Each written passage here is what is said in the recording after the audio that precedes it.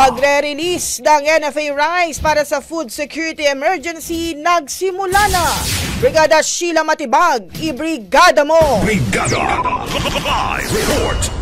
Sinimulan na ng Department of Agriculture ang pagre-release ng nakaimbak na bigas ng National Food Authority sa mga lokal na pamahalaan ilang linggo matapos ang deklarasyon ng food security emergency.